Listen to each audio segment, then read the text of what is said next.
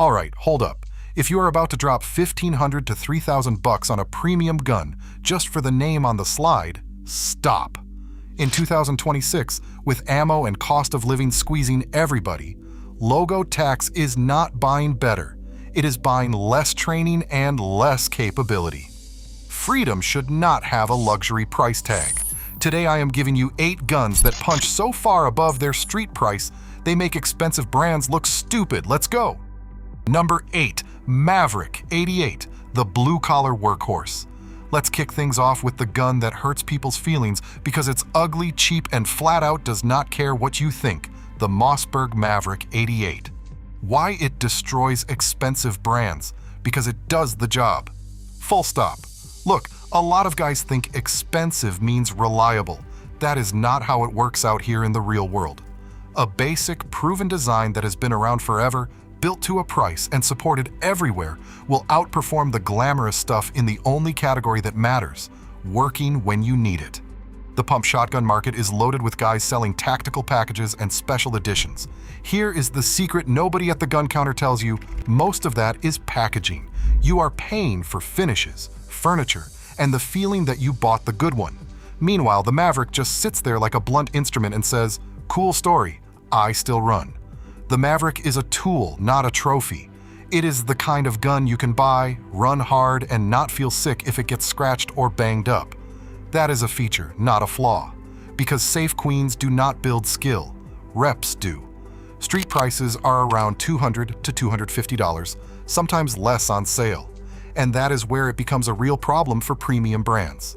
Because once you can get a functional shotgun for around $220, the question becomes, why are you paying $800 to $1,200 for a pump that does not do $800 worth of extra work? Value. Hidden downsides. Finish is basic, and the action can feel rough compared to nicer pumps. And the biggest danger is psychological. People buy a cheap shotgun and immediately try to turn it into a build. Do not do it. The second you dump hundreds into accessories, you have erased the value advantage and talked yourself right back into logo tax territory. Who it is for: the practical shooter who wants function over flex. Who should skip? Anyone who needs premium fit and finish to feel good about what is in their hands. Verdict: must have for pure value. The blue-collar workhorse that embarrasses premium pump pricing. Number 7, Tisas 1911, the 1911 without the heart attack. This pick is for the guys who love classic American steel but are sick and tired of paying boutique prices for nostalgia. Tisas 1911s destroy expensive brands because the 1911 world is hands down one of the worst offenders for logo tax. You can spend $1,200 chasing a name and still end up with a gun that needs tuning, that only likes certain magazines, that prefers specific ammo, and a learning curve you did not see coming. Tisas walks in and asks a simple question: do you want the 1911 experience or do you want a fashion brand? A lot of buyers are finally waking up to the fact that a 1911 is either something you specifically want or it is a money trap. The mid-range market is winning because buyers are prioritizing training budgets, ammo costs, and practical choices over roll marks and fancy boxes. For a value shooter, a 1911 can be a fantastic range gun and a real fundamentals machine. Steel frame feel, classic ergonomics, and a genuinely fun shooting experience. If you want the platform, Tisas gets you there without demanding a second mortgage. Street prices commonly range from $400 to $600. That is a massive gap from the usual entry fee on big-name 1911s. You are buying the experience, not the logo. Hidden downsides, and this part matters: 1911s can be pickier than modern polymer strikers. They are more sensitive to magazines, ammo profiles, and maintenance schedules.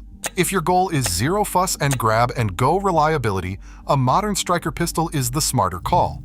Who it is for: the shooter who specifically wants a 1911 and is honest with himself about what owning one involves. Who should skip: anyone who wants polymer-level simplicity with zero personality. Verdict: a must-have for 1911 fans on a budget. A hard pass if you want modern set-it-and-forget-it simplicity. Number 6. Kel-tec Sub 2000 Gen 2. The dealer wants it gone. Special clearance. This is where the market does something totally predictable, and smart buyers cash in. The Kel-tec Sub 2000 Gen 2 is sitting on shelves because the second a Gen 3 hits the market, Gen 2 becomes yesterday's news, even if it does the exact same job. Dealers hate holding old inventory when the new version is getting all the attention. Buyers chase the shiny new thing, and that is exactly how you get a discount. Anytime a new generation hits the shelf, the older one turns into a shelf sitter. It is not always rational. It is just how people shop. When buyers act on emotion, value shoppers get paid. You are getting a compact pistol-caliber carbine concept that has been popular for good reason. It is handy, it is fun, and depending on configuration, it can run common magazine patterns. It is a niche tool, but if you want that niche, compact, simple, affordable, the used market right now is your best friend. This is the kind of gun that sees 30% drops when inventory needs to move. Used deals get even more aggressive when somebody is dumping it to chase the new hotness. Hidden downsides include polarizing ergonomics. You either love it or you do not. It is not the platform you pick if premium refinement is your thing. But for the value buyer, that is the whole point. You are not paying premium. You are paying for what you need. Who it is for: someone who has wanted the concept but was not going to pay peak pricing for it. Who should skip? Anyone who needs a premium feel and cannot stand quirky ergonomics. Verdict: must have when the street price is right. The market correction is working in your favor. Number 5. Smith & Wesson M&P Shield Gen 1. Oversupply equals opportunity. If there is a Hall of Fame for great guns that got unfairly labeled obsolete, the Shield Gen 1 has a reserved spot. Here is what happened. Micro-compacts changed the whole conversation. People look at capacity numbers first now. They see newer guns with higher capacity in a similar footprint, and they automatically assume the older design is worthless. That thinking floods the used market, and a flood means discounts. The Shield Gen 1 is boring in the absolute best way, proven, widely supported, and carried by a ton of regular people who needed it to work. Sometimes boring is exactly what you want in a defensive tool because boring means predictable, and predictable means you go home at night. Because there are so many of these out there, this is one of the most consistent price-slashing categories on the used market. It is common to see 30 to 50% drops from what people were paying during peak demand years. Hidden downsides: you are not getting the newest capacity to size ratio. If you absolutely need maximum rounds in minimum footprint, a newer micro-compact might be more your speed. But the Shield's real advantage is simple. It is cheap enough that you can actually afford to train with it, and that matters a whole lot more than spec sheet bragging rights. Who it is for: practical carry buyers who care about function and price, not what is trending. Who should skip? Anyone who only shops by most rounds possible. Verdict: must have as a value carry tool in a flooded market. Number 4. Glock 43 single stack is dead, except it isn't. The Glock 43 is the poster child for how the internet calls something obsolete and the used market punishes it. Here is what actually happened. Micro-compacts changed expectations. People look at similar-sized guns with more capacity and ask why they would take fewer rounds. That is it. That is the whole reason the G43 gets passed over now. It did not get worse. The narrative changed. Here is the thing though, it is still a Glock. Simple, reliable reputation, a mature ecosystem, and that known quantity feel you get from a platform that has been proven out in the real world. Less hype, fewer surprises, plenty of support. For a lot of shooters, that is worth more than chasing whatever is trending. As demand shifts, pricing softens. You will see 30% drops on the used market pretty regularly, and deeper discounts when somebody just wants out and is willing to deal. Hidden downsides: it is not the newest capacity game in town. If maximum rounds in minimum footprint is your only metric, the G43 is not making that pitch anymore. Its pitch now is reliability, simplicity, and support at a price that actually makes sense. Who it is for: someone who values simplicity and wants a proven ecosystem behind their gun. Who should skip? Someone shopping purely by capacity math. Verdict: must have when priced right. Hard pass only if most rounds wins is the only thing you care about. Real quick, if you're done paying for names and you want performance over prestige, hit subscribe. This channel is for guys who want budget beasts, not safe queens. Back to the list. Number 3. CZ-P10C. Why isn't this more expensive? The CZ-P10C has been embarrassing pricier compacts for years, and the best part is, it doesn't need any marketing hype to do it. Here's the deal. A lot of buyers just default to the biggest names. CZ has a rock-solid reputation, but people still sleep on it because it isn't the default everybody reaches for in every market. That creates soft spots in pricing, and soft spots create deals for the guys paying attention. The P10C has that premium compact feel that makes you stop and do a double take. The trigger gets praised all the time as surprisingly good for its class. Ergonomics are excellent and build quality feels solid. It's the kind of gun you pick up at the shop and think, wait, that's the street price? Street prices commonly range from $500 to $700, but the key word is swing. Catch one at the right time and it's brutal value. See one overpriced and you walk.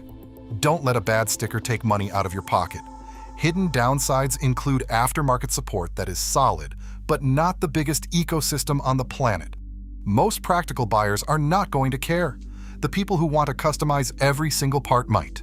Who it's for? Shooters who want quality and shootability without paying logo tax. Who should skip? Anyone who demands the absolute biggest aftermarket universe available. Verdict. This is a must-have for quality at street price buyers, a legitimate value king compact. Number 2, Beretta APX or APX A1, no hype, all business. This is the gun that quietly wins every time you stop shopping like an influencer. It does not fly off shelves because it is not sexy, and there is no hype behind it. A lot of people are shopping for a story and not a tool. The APX is a tool, plain and simple. Beretta has been making guns forever, and the APX was built with duty-grade intent from day one. It is designed to take abuse, and it is priced like it is apologizing for not being trendy. That is your window right there, function priced like it went out of style. Street prices commonly $400 to $600, sometimes lower when sales get aggressive. When a duty-grade pistol is sitting in that price band, premium pricing starts looking like a bad joke for the average shooter. Hidden downsides include a smaller ecosystem of support than the top platforms, fewer aftermarket options, and lower resale value. But you are not buying an investment. You are buying a tool that needs to work. Who it is for: home defense, range training, and practical everyday use. Who should skip it? Anyone who demands maximum aftermarket options and loves constantly customizing their setup. Verdict. A must-have for the working man who wants duty-capable function without the duty brand price tag. Number 1. Budget striker pistols, the category that beats the Gucci crowd. It is not a single model. It is the category that proves every single point this video is making. Glock-style budget striker pistols. This category exists because regular guys finally started saying the quiet part out loud. I want a reliable striker-fired pistol, but I am not going to pretend freedom is only for people with deep pockets. There are real options now: Taurus, PSA, Turkish imports, and other value brands, delivering a modern striker platform without forcing you into premium pricing. Why it destroys expensive brands? Because the performance gap people are paying for is almost always smaller than the training gap they are ignoring. A budget striker at $300 to $500 street price can do the exact same defensive job as a $900+ premium badge pistol. And that difference in dollars is not just money, it is magazines, ammo, and range time. It is the ability to actually get competent with your firearm. This is the part where the Gucci crowd gets mad, because it is true, you cannot buy skill. You can only fund it. And funding it means not blowing cash on a logo. Competition is fierce in this category, which is exactly why value stays strong. The used market gets even more aggressive when guys churn their collections chasing the next trend. If you are a practical buyer, those churn cycles are your harvest season. You are buying the tool, not the hype. Hidden downsides: quality control can vary more than on premium guns. Some models need a break in period. Fit and finish can be less refined. Triggers can feel grittier. That is the trade you are making. You are buying function at a sane price, not hand-fitted boutique perfection.